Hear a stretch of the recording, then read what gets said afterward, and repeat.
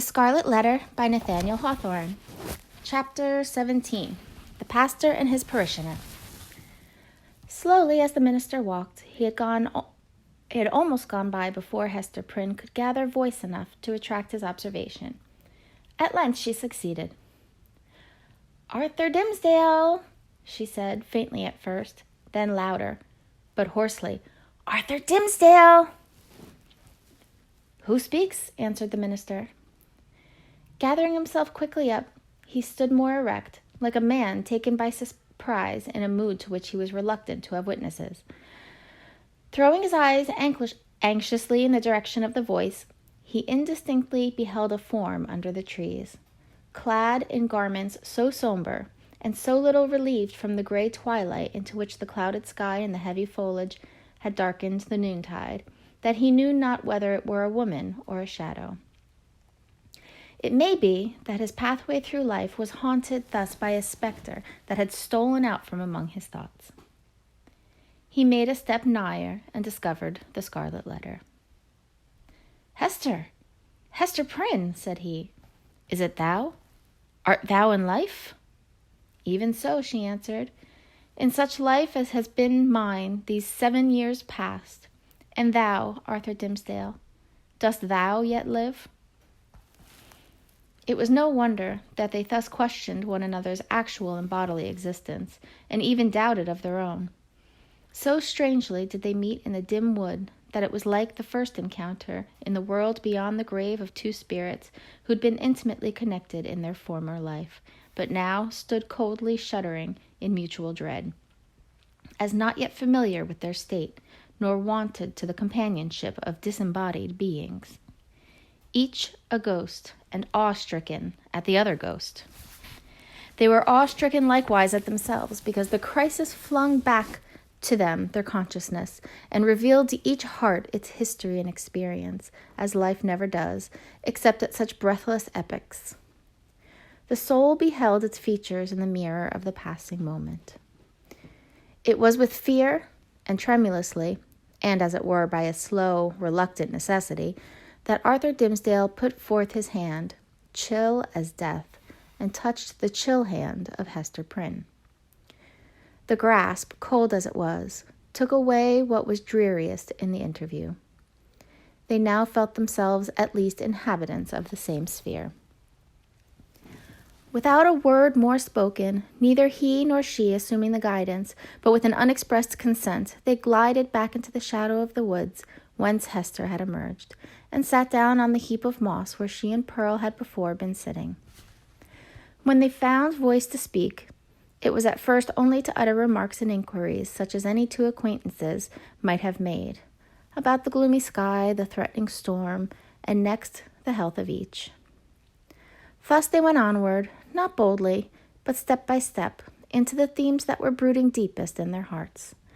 So long estranged by fate and circumstances, they needed something slight and casual to run before and throw open the doors of intercourse, so that their real thoughts might be led across the threshold. After a while, the minister fixed his eyes on Hester Prynne's. "Hester," said he, "hast thou found peace?" She smiled drearily, looking down upon her bosom. "Hast thou?" she asked. "None. Nothing but despair," he answered. "What else could I look for, being what I am, and leading such a life as mine? Were I an atheist, a man devoid of conscience, a wretch with coarse and brutal instincts, I might have found peace long ere now. Nay, I never should have lost it. But as matters stand with my soul, whatever of good capacity there originally was in me, all of God's gifts that were the choicest have become the ministers of spiritual torment. Hester, I am most miserable." "The people reverence thee," said Hester, "and surely thou workest good among them. Does this bring thee no comfort?" "More misery, Hester, only the more misery," answered the clergyman with a bitter smile. "As concerns the good which I may appear to do, I have no faith in it. It must needs be a delusion. What can a ruined soul like mine effect towards the redemption of other souls, or a polluted soul towards their purification? And as for the people's reverence, would that it were turned to scorn and hatred. Canst thou deem it, Hester, a consolation that I must stand up in my pulpit and meet so many eyes turned upward to see my face, as if the light of heaven were beaming from it? Must see my flock hungry for the truth, and listening to my words as if a tongue of Pentecost were speaking, and then look inward and discern the black reality of what they idolize? I have laughed in bitterness and agony of heart at the contrast between what I seem and what I am, and Satan laughs at it. You wrong yourself in this, said Hester gently. You have deeply and sorely repented. Your sin is left behind you in the days long past. Your present life is not less holy in very truth than it seems in people's eyes. Is there no reality in the penitence thus sealed and witnessed by good works? And wherefore should it not bring you peace? No, Hester, no, replied the clergyman. There is no substance in it. It is cold and dead, and can do nothing for me. Of penance, I've had enough. Of penitence, there has been none. Else I should long ago have thrown off these garments of mock holiness and have shown myself to mankind as they will see me at the judgment seat. Happy are you, Hester, that wear the scarlet letter openly upon your bosom. Mine burns in secret. Thou little knowest what a relief it is, after the torment of a 7 years' cheat, to look into an eye that recognizes me for what I am. Had I one friend, or were it my worst enemy, to whom, when sickened with the praises of all other men, I could daily betake myself, and be known as the vilest of all sinners, methinks my soul might keep it alive thereby. Even thus, much of truth would save me. But now, it is all falsehood, all emptiness, all death. Hester Prynne looked into his face, but hesitated to speak. Yet, uttering his long-restrained emotion so vehemently as he did, his words were here offered her the very point of circumstances in which to interpose what she came to say. She conquered her fears and spoke. Such a friend as thou hast even now wished for, said she, with whom to weep over thy sin. Thou hast in me the partner of it. Again she hesitated, but brought out the words with an effort. Thou hast long had such an enemy, and dwellest with him under the same roof. The minister started to his feet, gasping for breath, and clutching at his heart as if he would have torn it out of his bosom. Ha! What sayest thou? Cried he. An enemy, and under mine own roof? What mean you? Hester Prynne was now fully sensible of the deep injury for which she was responsible to this unhappy man, in permitting him to lie for so many years, or indeed for a single moment, at the mercy of one whose purpose could not be other than malevolent. The very contiguity of his enemy, beneath whatever mask the latter might conceal himself, was enough to disturb the magnetic sphere of a being so sensitive as Arthur Dimmesdale. There had been a period when Hester was less alive to this consideration, or perhaps in the misanthropy of her own trouble she left the minister to bear what she might picture to herself as a more tolerable doom. But of late, since the night of his vigil, all her sympathies toward him had been both softened and invigorated. She now read his heart more accurately. She doubted not that the continual presence of Roger Chillingworth, the secret poison of his malignity infecting all the air about him, and his authorized interference as a physician with the minister's physical and spiritual infirmities, that these bad opportunities had been turned to a cruel purpose. By means of them, the sufferer's conscience had been kept in an irritated state, the tendency of which was, not to cure by wholesome pain, but to disorganize and corrupt his spiritual being. Its result on earth could hardly fail to be insanity, and hereafter that internal alienation from the good and true of which madness is perhaps the earthly type. Such was the ruin to which she had brought the man, once, nay, why should she not speak it, still so passionately loved.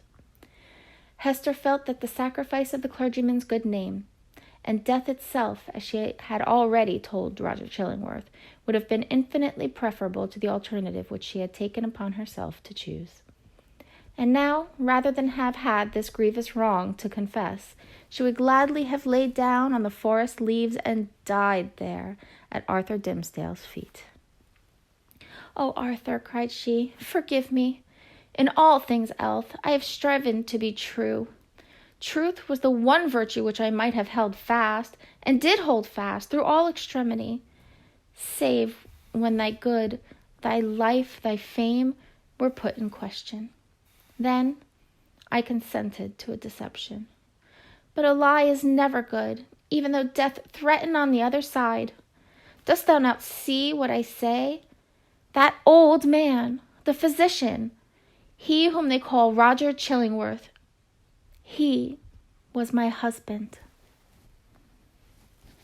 The minister looked at her for an instant, with all that violence of passion, which intermixed in more shapes than one with his higher, purer, softer qualities, was in fact the portion of him which the devil claimed, and through which he sought to win the rest. Never was there a blacker or a fiercer frown than Hester now encountered. For the brief space that it lasted, it was a dark transfiguration. But his character had been so much enfeebled by suffering that even its lower energies were incapable of more than a temporary struggle. He sank down on the ground and buried his face in his hands. "I might have known it," murmured he. "I did know it. Was not the secret he told me in the natural recoil of my heart at the first sight of him, and as often as I have seen him since? Why did I not understand? Oh, Hester Prynne, thou little knowest all the horror of this thing, and the shame, the indelicacy, the horrible ugliness of this exposure of a sick and guilty heart to the very eye that would gloat over it. Woman, thou art accountable for this. I cannot forgive thee." "Thou shalt forgive me," cried Hester, flinging herself on the fallen leaves beside him.